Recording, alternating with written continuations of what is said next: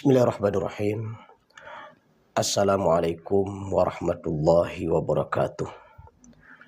Alhamdulillah, segala puji bagi Allah Subhanahu wa taala atas segala rahmat dan nikmat yang telah diberikan kepada kita. Wassalatu wassalamu ala Rasulillah, selawat dan salam pada Rasulullah Muhammad sallallahu alaihi wasallam yang merupakan uswah dan qudwah kita.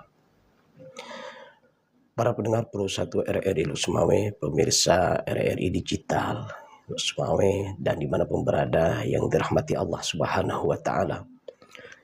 Judul nasihat kita pada kesempatan berbahagia ini adalah keuntungan menjadi orang baik.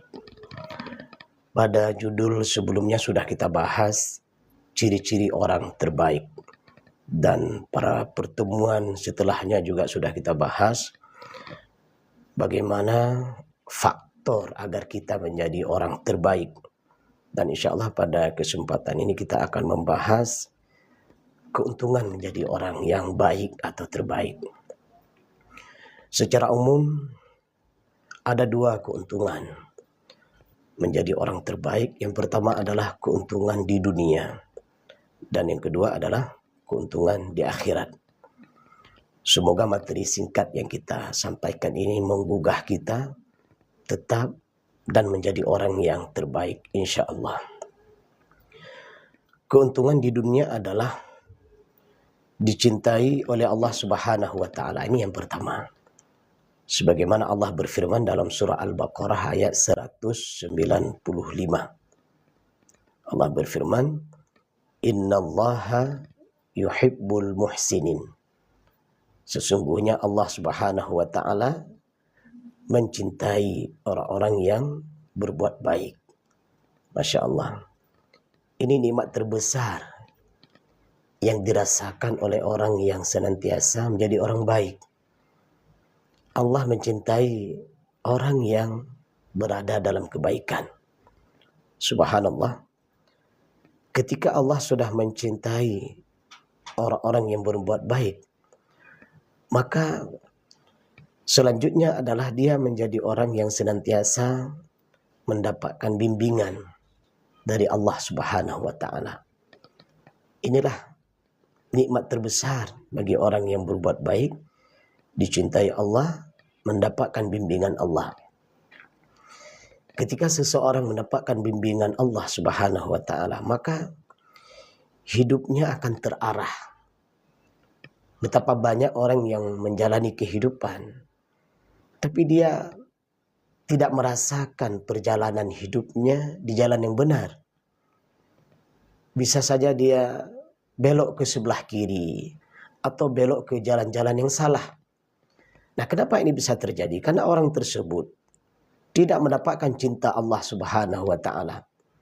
Atau bisa jadi orang tersebut mendapatkan murka Allah Subhanahu wa ta'ala. Kenapa dia mendapatkan murka Allah Subhanahu wa ta'ala? Karena dia bukan orang berbuat baik. Bisa saja ada kezaliman yang dia lakukan, ada kejahatan yang dia perbuat, ada perbuatan-perbuatan yang tidak baik yang dia lakukan, sehingga Allah tidak mencintai orang tersebut dan Allah tidak membimbing orang tersebut, maka dia berada di jalan kesesatan. Nah, sedangkan orang-orang berbuat baik, dia mendapatkan cinta Allah Subhanahu wa ta'ala dan mendapatkan bimbingan Allah Subhanahu wa ta'ala. Nah, inilah yang sangat kita butuhkan. Perjalanan hidup kita ketika dicintai Allah dan mendapatkan bimbingan Allah, maka kita mendapatkan hidup yang terarah. Hidup terarah bermakna setiap apa yang kita lakukan itu memberikan manfaat. Apakah kita berbicara, maka pembicaraan kita itu ada manfaatnya. Ketika kita mendengar, maka yang kita dengar pun juga ada manfaat. Berjalan pasti menuju ke tempat yang bermanfaat. Tangan yang digerakkan juga akan memberikan manfaat. Itulah kebaikan, makna daripada orang hidup yang terarah. Nah, ketika seluruh bentuk kegiatan dan perbuatan kita mengandung manfaat, maka hikmah selanjutnya daripada orang yang dicintai Allah ini adalah dia menjadi orang yang disenangi dan dihormati oleh sesama. Nah, inilah tadi. Karena dia banyak berbuat baik, maka orang menanti-nanti kedatangannya. Orang merindukan ucapannya. Orang merindukan uluran tangannya. Lihatlah para ulama-ulama yang telah mendahului kita. Ketika mereka meninggal menghadap Allah Subhanahu wa taala. Begitu banyak orang yang datang mendoakannya. Kenapa mereka datang mendoakannya? Karena dia sadar para ulama tersebut, orang-orang baik tersebut selama hidupnya telah memberikan kebaikan kepada semua orang. Di saat orang yang berbuat baik tersebut telah meninggal, maka orang yang merasakan kebaikannya ikut bersedih. Tidak ada lagi tempat bertanya, tidak ada lagi tempat bercanda, tidak ada lagi tempat untuk saling membagi suka dan duka dalam perjalanan hidupnya. Dan hal yang paling urgen adalah tidak ada lagi tempat bertanya bagaimana menjadi pribadi-pribadi yang bahagia di akhirat. Nah, ini harga yang sangat mahal. Maka oleh karena itu, para ulama-ulama adalah orang-orang yang baik tersebut. Mari kita kenang kebaikannya. Ada di antara mereka memiliki nilai mujahid yang luar biasa. Mereka siap menentang semua bentuk kejahatan dengan lisan dan semangatnya. Mereka adalah orang-orang terdepan setiap ada peluang melakukan kebaikan. Dan mereka siap berkorban jiwa dan raga, bahkan nyawa dalam menyampaikan nilai kebaikan. Maka itulah, ketika kita mengenang jasa orang-orang yang telah berbuat baik tersebut, maka pastikan semangat dan kebaikan orang-orang yang telah mendahului kita itu, yang telah menghadap Allah tersebut, mari kita contoh. Apalagi kalau kita berbicara pahlawan para ulama yang ada di Aceh. Apalagi kalau kita berbicara pahlawan dan para ulama yang ada di Indonesia. Apalagi kalau kita berbicara pahlawan dan para ulama yang ada di seluruh pelosok penjuru dunia. Mereka adalah mujahid-mujahid Islam. Apalagi ketika kita berbicara tentang bagaimana perjalanan Rasulullah SAW dalam menebarkan Islam. Bagaimana para sahabat berjuang dan berjihad dalam menebarkan Islam sampai kepada para ulama-ulama yang mulia. Nah, inilah dia. Keuntungan yang kedua, orang yang berbuat baik itu disenangi dan dihormati oleh sesama. Bukan hanya manusia. Bahkan makhluk selain manusia ikut merasa bahagia. Alam di sekitarnya ikut merasa bahagia. Maka dalam hadis disebutkan, kama qal, ketika meninggalnya orang-orang yang baik dan mulia tersebut, hatta ikan di laut, binatang-binatang yang kecil beristighfar, memohon ampun kepada Allah agar diampuni dosa-dosa orang tersebut. Sebaliknya, ketika orang jahat yang meninggal, maka seluruh isi alam ini merasa bahagia. Kenapa? Karena telah terlepas daripada gangguan dan kejahatan orang tersebut.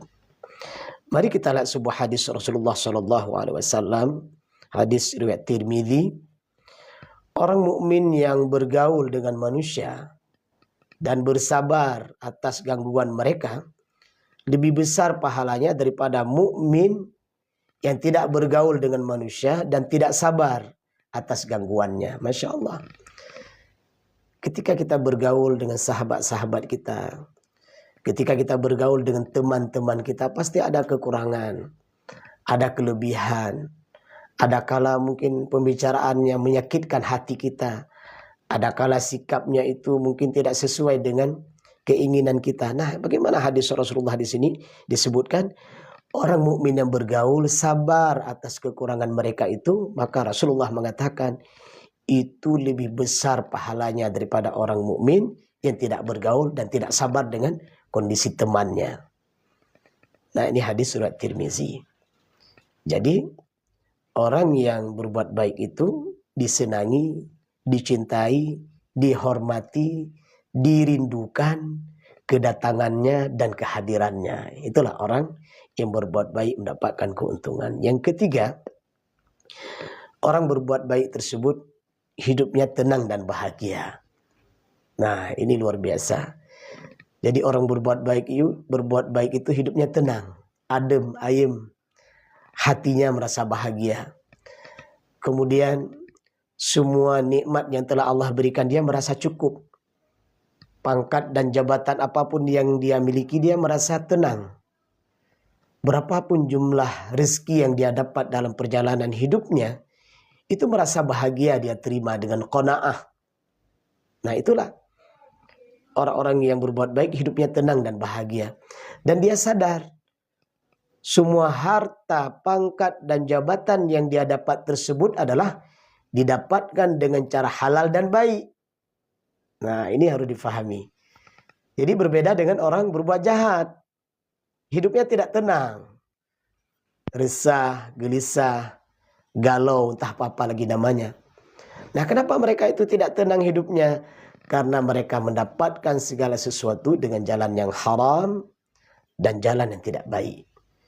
Nah, maka oleh karena itu, para pendengar Perusahaan RRI Lusmomi, para pemirsa RRI Digital, dimanapun berada yang dirahmati Allah Subhanahu Wa Taala, dengan hidup kita yang sebentar dan sikap yang singkat yang kita jalani ini adalah kita ingin hidup kita tenang. Meskipun kita hartanya sedikit, atau bahkan kita tidak punya jabatan, atau pendapatan kita biasa-biasa saja, tapi ketenangan itu harga mahal. Orang kalau tenang itu sehat, insya Allah.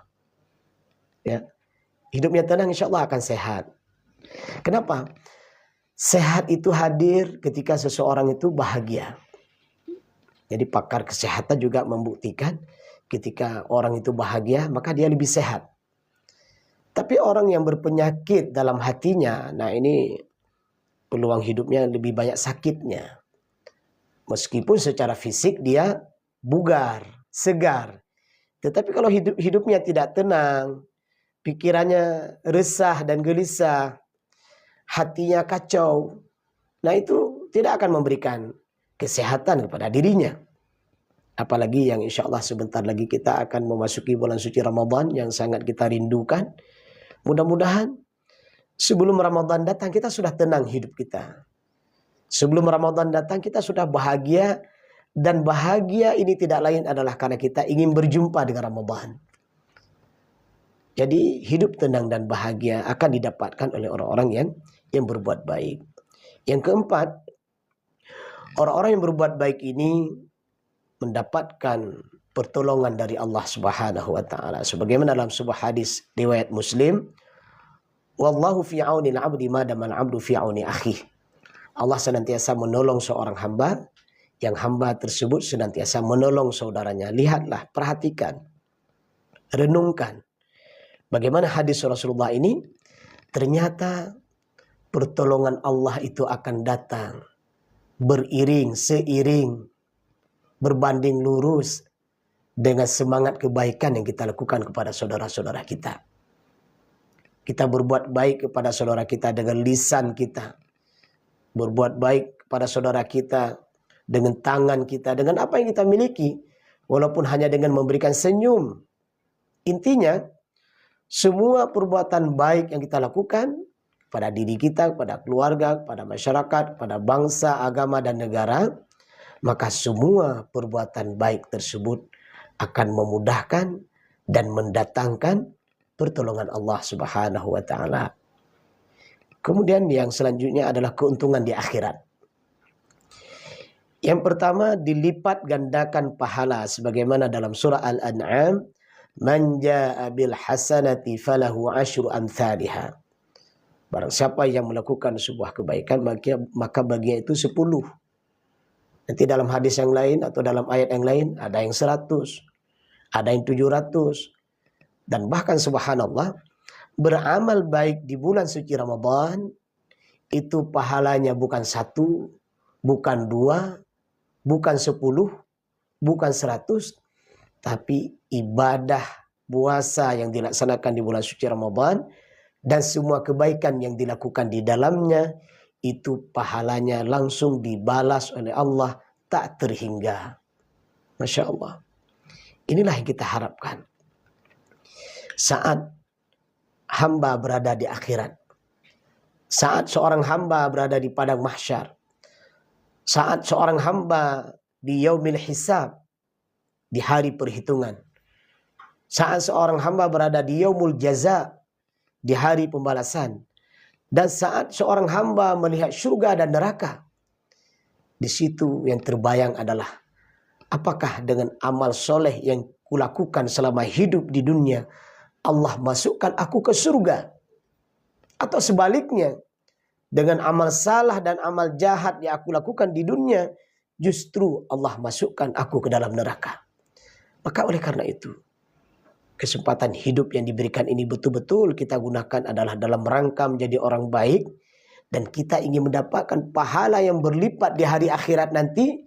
Semoga Allah masukkan kita ke dalam surganya. Itu nikmat di akhirat dilipat gandakan pahala.